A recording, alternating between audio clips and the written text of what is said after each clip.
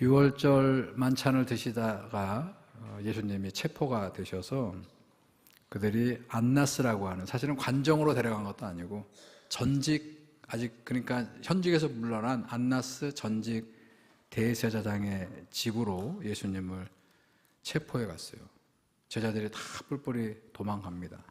근데 차마 베드로는 그 잡혀가는 주님을 버릴 수가 없어서 멀찍이 떠서 주님을 따라가다 그 제사장 집에서 어떤 한 계집종 아이가 저 사람도 저 잡혀온 예수와 한패다, 그렇게 고발을 합니다. 자, 그때 어떡하죠? 자, 부인하는 그 유명한 본문의 말씀이 오늘 우리가 함께 읽었어요. 자, 여러분 다시 본문을 봅니다. 66절 첫 절을 보면 베드로는 아랫뜰에 있었는데 대제사장의 여종 하나가 와서 베드로가 불 쬐고 있는 것을 보고 주목하여 저 나사렛 예수와 한패다, 그렇게 말했다는 겁니다. 자, 동일한 상황을 보도하고 있는 요한복음을 보게 되면 병행구절 요한복음 18장 18절은 이렇게 기록되어 있습니다. 그때가 추운 고로 종과 아랫사람들이 불을 피우고 쬐니 베드로도 함께 서서 그 불을 쬐더라. 자, 머릿속에 좀 연상이 되죠? 그려지죠? 추웠어요. 새벽이 다 왔기 때문에. 그래서 그 제사장들이 뭐라고 명 내릴 거를 기다리면서 하인들이, 아랫사람들이 밖에서 기다리는데 너무 추우니까 우리 인력시장 같은 데 가면 겨울에 어떡하죠? 불을 피워놓고 둘러앉아서 자기를 택할 사람을 기다리듯이 그렇게 있는데 거기에 지금 베드로가 불을 함께 쬐고 있었다. 그러다가 지목을 당한 거예요. 그러니까 그 불 앞에서, 그 많은 사람들 앞에서 나는 주님을, 저 사람 모른다, 그렇게 부인했다는 거예요. 자, 그리고 넘어가서 이 상황이 다 끝나고 모든 십자가 사건도 다 벌어지고 다시 주님도 부활해서, 그리고 그 부활한 얘기를 하고 있는 본문으로 넘어가서 요한복음 21장을 보게 되면 부활하신 주님께서 이 제자들을 찾아오십니다. 요한복음은 디베랴 호수라고 그랬고 다른 공관복음서는 갈릴리, 똑같은 곳이에요. 이 갈릴리 바다로 찾아오셨는데 그때 이 낙향한 제자들이 다시 어부들이니까 밤새도록 물고기를 잡고 있는 그 바닷가를 찾아오셔서 뭘 하셨냐면 손수 생선과 떡을 준비해서 밤새도록 일하면서 배고플 제자들에게, 자, 여기도 보세요. 아가페를 주님이 베푸셨다는 것이에요. 자, 21장 9절에 보게 되니까 제자들이 육지에 올라와 보니 숯불이 있는데 그 위에 생선이 놓였고 떡도 있더라. 자, 제가 이 세 군데 본문에서 좀 주목하려고 하는 것은 베드로에게 이 불. 자, 베드로는 불 앞에서, 그 불 앞에서 예수님을 모른다고 3번씩 부인을 했어요. 다른 사람들은 아무도 모릅니다. 그런데 베드로는 항상 이 숯불, 사람들이 피워놓은 불을 보면 그건 베드로만 느끼는 거예요. 뭐가 있을까요? 자기가 주님을 모른다고 부인했던 트라우마가 있는 거예요. 이 트라우마는 누가 강제로 그렇게 병들게 하는 게 아니에요. 자기만 느낄 수 있는 심리적인 외상 증후군이에요. 베드로는 뭐가 있었다고요? 불 트라우마. 그 불 트라우마가 있었다는 것이에요.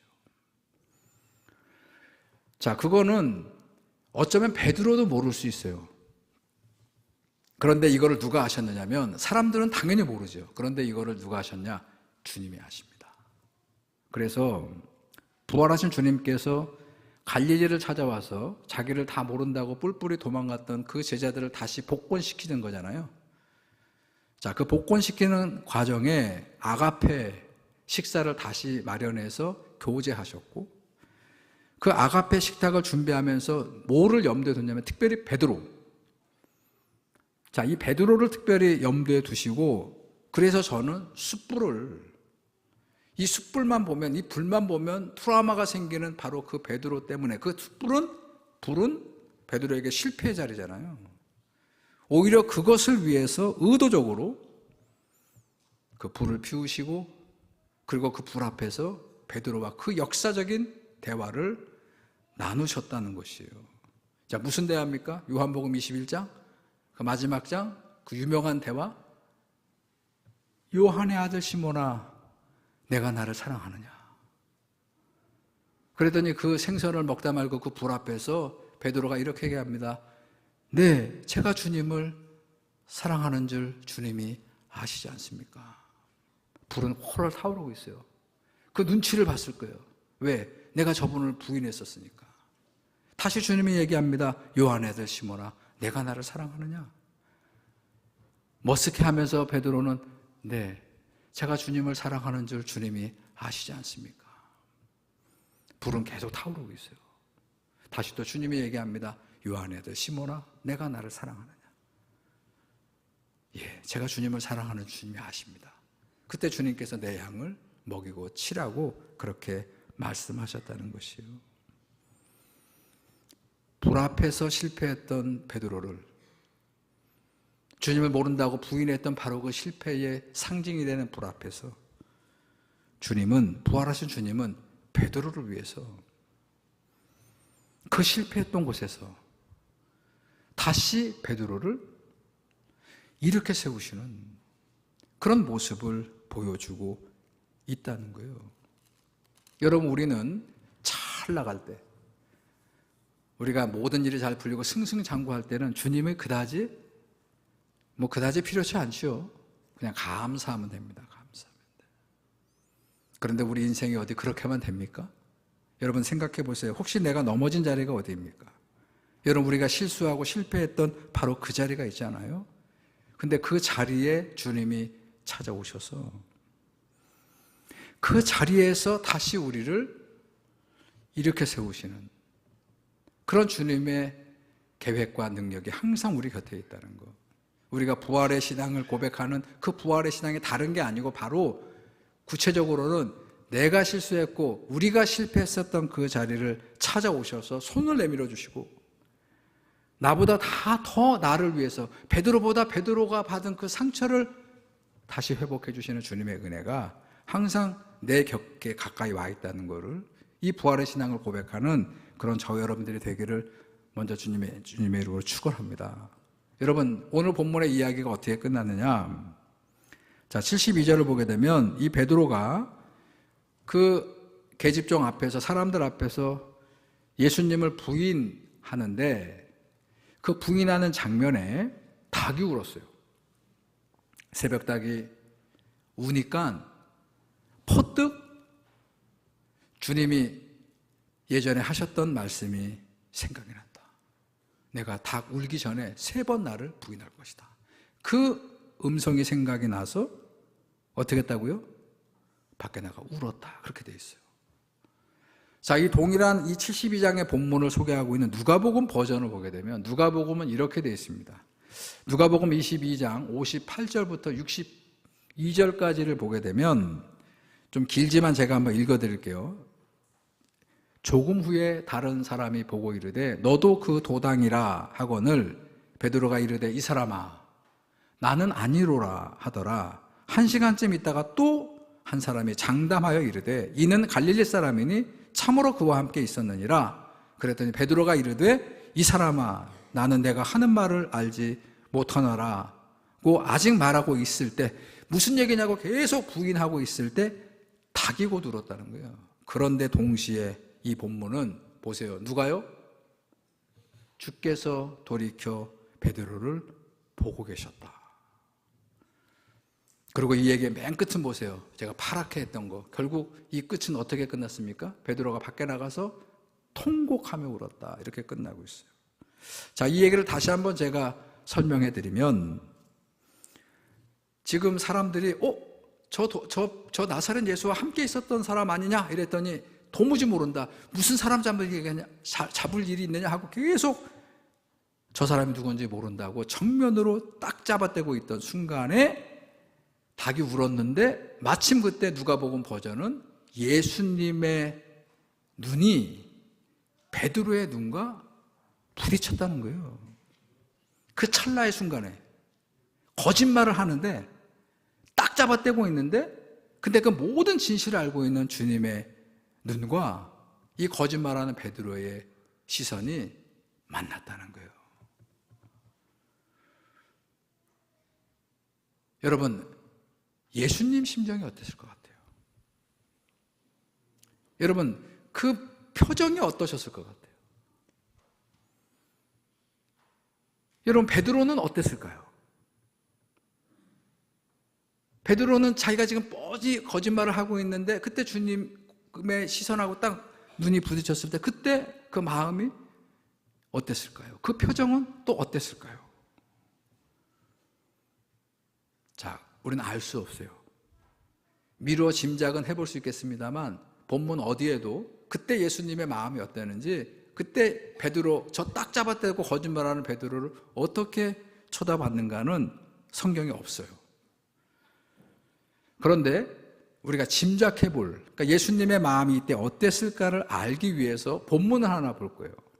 그 본문을 보면 우리가 짐작해 볼 수 있는데 그게 뭐냐면 요한복음의 본문입니다. 자, 요한복음 13장의 맨 마지막 절과 이어지는 14장의 첫 절을 보게 되면 이렇게 되어 있습니다. 예수께서 대답하시되 내가 나를 위하여 내 목숨을 버리겠느냐? 내가 진실로 진실로 내게 이르노니 닭 울기 전에 내가 몇 번을요? 3번 나를 부인하리라. 이때 이미 아셨어요. 그렇게 얘기를 하신 다음에 이어지는 14장 1절에서 그런데 너는 마음에 근심하지 말라. 하나님을 믿으니 또 나를 믿으라. 이 말씀과 연결되어 있다는 거예요. 우리 요한복음 14장 1절 어디에서 많이 들어보셨죠? 장례식장에서 많이 들어보셨죠? 장례식장에서 이 말씀 많이 들었는데 이 말씀이 앞하고 연결하면 베드로가 3번 부인할 것을 주님께서 알려주시고 그리고 그것과 연관된다면 누구에게 근심하지 말라고 얘기하는 거예요?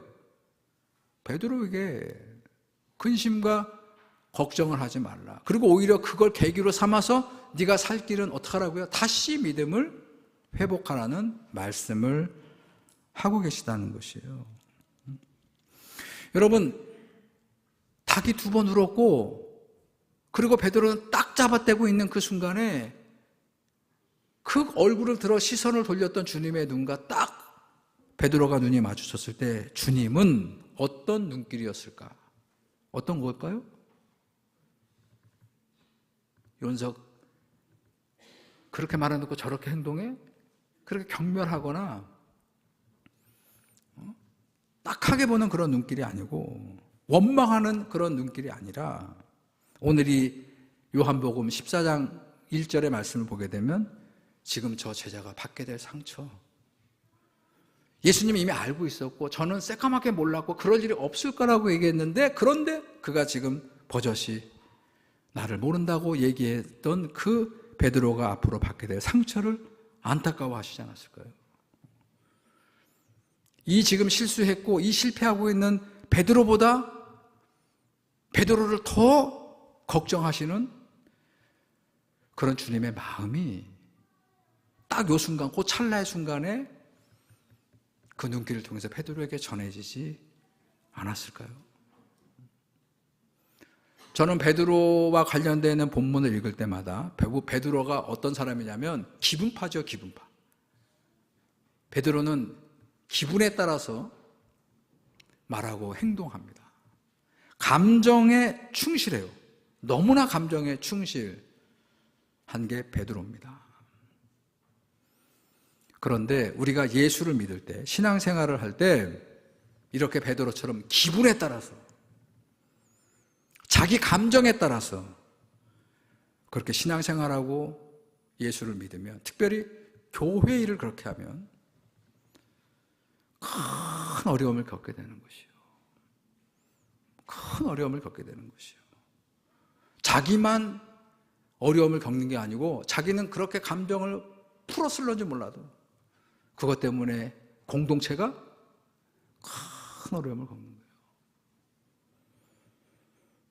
기왕에 베드로 얘기가 나왔으니까 여러분, 제가 여러분들에게 감히 선언합니다. 기분에 따라 믿지 마세요. 예수를 기분대로 믿지 마시고, 어떤 분위기에 휩쓸려서 예수 믿지 마시고, 특별히 사람 따라서 예수 믿지 마시기 바랍니다. 어떻게 믿어야 될까요?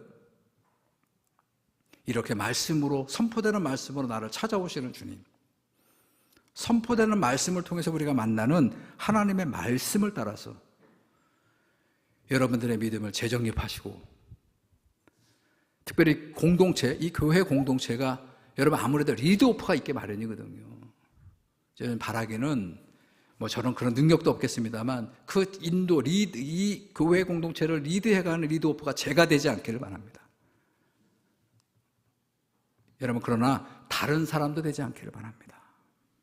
우리 전주중앙교회는 이 인도자가 누구여야 된다고요?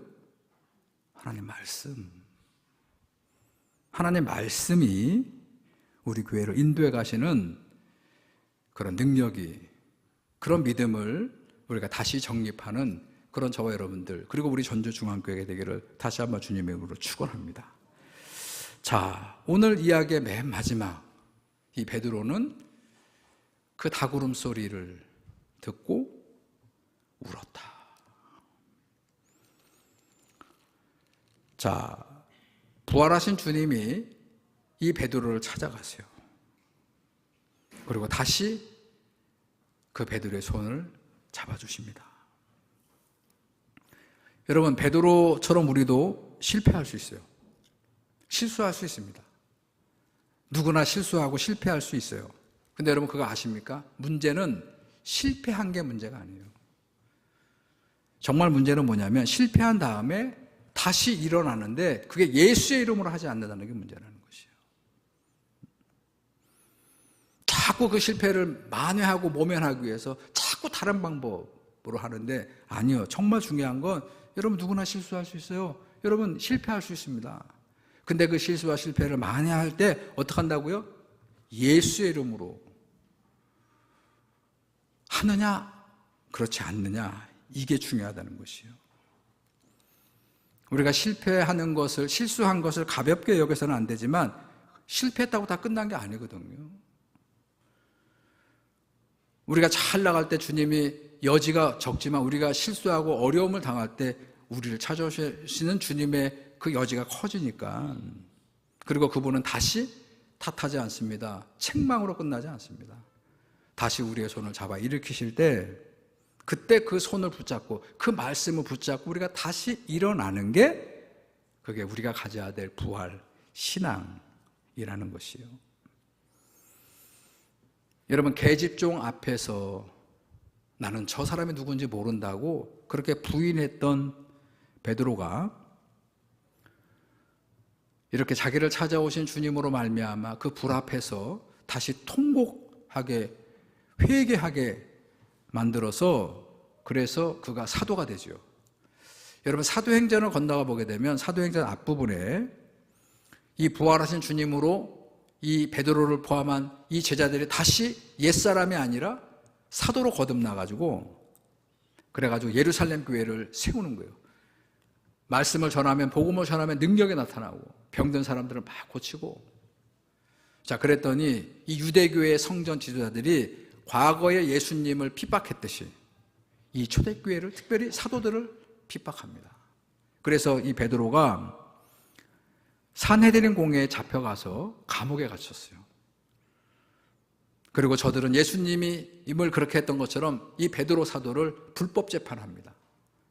자, 근데 그때 뭐라고 이 성전 지도자들이 베드로 사도를 협박했느냐면, 그 본문을 볼게요. 사도행전 4장 18절을 보게 되면 뭐라고 그랬다고요? 예수의 이름으로 말하지도 말고 가르치지도 말라. 지금 베드로 사도가 복음을 전하고 율법을 가르치고 더 나아가서 병자들도 고치고, 자, 그랬더니 이 성전 지도자들이 이 베드로에게 예수 그리스도의 이름으로 선포하지도 말고 설교하지도 말라, 이렇게 협박했다고요. 그러면 너 산다. 근데 계속 예수의 이름으로 설교하고 계속 이렇게 하면 너 죽는다? 그렇게 협박을 받았을 때 베드로가 뭐라고 대답했는가 보겠습니다. 그 다음 절입니다. 4장 19절을 보게 되면 뭐라고 그랬다고요? 하나님 앞에서 너희의 말을 듣는 것이 하나님의 말씀을 듣는 것보다 옳은가 너희가 판단하라. 그리고 뭐라고 그래요? 나는 보고 들은 것을 말하지 아니할 수 없도다. 여러분, 저는 두 베드로를 봅니다. 그 안나스 전직 대사장 뜰 앞에서 계집종 앞에서 예수를 모른다고 부인했던 베드로, 지금 성전 지도자들이 산헤드린 공회 재판정 앞에서 협박하고 그 산헤드린 공회 앞에 서 있던 베드로, 완전히 달라졌죠? 완전히 다르지 않습니까? 이 베드로가 바로 저 사람들의 말을 듣지 않아서 자기의 주님이 어떻게 비참하게 죽었는가를 똑똑히 봤단 말이에요. 그런데 어떻게 베드로가 이렇게 달라졌습니까? 어떻게 이렇게 자기의 그 배신의 트라우마를 극복할 수 있었을까요? 불 앞에서 제자들을 찾아오셔서, 그리고 그 앞에서 세 번에 걸쳐서, 세 번 부인했으니까 세 번에 걸쳐서 요한의 아들 시몬아, 내가 나를 사랑하느냐? 예, 제가 주님을 사랑합니다. 내 양을 먹이라. 그 말씀으로 나 같은 배신자도 다시 손 내밀어 주셨던, 내 이 트라우마를 다 치유해 주셨던 바로 주님의 그 손을 베드로가 붙잡고 철저하게 회개했기 때문에, 뭘 잘못했으면 다른 걸 하려 하기 전에 철저하게 회개에 합당한 열매를 베드로처럼 맺었을 때, 그때 베드로는 이 실패를 딛고, 그리고 다시 이렇게 산헤드린 공회의원들 앞에서 내 목숨이 떨어지는 한이 있더라도 나는 예수의 이름으로 선포할 말씀을 선포하겠다고, 아무리 내 길을 가로막아도 나는 내 길을 뚜벅뚜벅 걸어가겠다고 그렇게 말씀할 수 있지 않았을까요? 여러분, 실패하고 실수한 베드로를 찾아오신 주님께서 그의 손을 다시 잡아주신 것처럼 오늘 우리 주님은 우리가 실패한 바로 그 자리에서 우리를 잡아주기를 원합니다. 베드로처럼 나가서 통곡하고 회개하는 우리들을 보기를 원합니다. 그리고 회개에 합당한 열매를 가지고 담대하게 어떤 협박에도 굴하지 아니하고 예수 그리스도의 복음을 들고 그 사역을 감당하는 그런 우리들을 기대하시며, 오늘도 말씀으로 우리를 찾아오시는 주님으로 모든 실패를 딛고 승리로 앞으로 미래로 나아가는 저와 여러분들, 우리 전주중앙교회가 되기를 축원합니다. 하나님, 오늘 불 앞에서, 계집종 앞에서 저 나사렛 예수를 모른다고 부인했던 베드로를 주님이 찾아오셔서 숯불을 피우시고 아가페 밀을 먹이시며 그 베드로의 그 모든 허물과 아픔을 치유해 주십니다. 부활하신 주님으로 거듭나서 성령 받은 베드로가 예루살렘 교회의 사도가 되었고 담대하게 예수의 이름으로 복음을 선포하고 많은 병자들을 고쳤을 때, 저 성전의 지도자들이 체포를 했고 베드로를 협박합니다. 그러나 그들의 협박에 굴하지 아니하고 끝까지 예수 그리스도의 복음을, 하나님 나라의 복음을 선포하며 그 길을 나아갔던 베드로처럼 우리의 허물과 실수를 만회하기 위해서 우리를 찾아오신 주님으로 거듭나게 하시고 주님의 말씀을 붙잡고 우리의 모든 것들을 이겨 베드로처럼 주님을 담대히 증거하는 그런 우리 전주중앙교회가 될 수 있도록 하나님 역사하여 주시옵소서. 예수님의 이름으로 기도드렸습니다.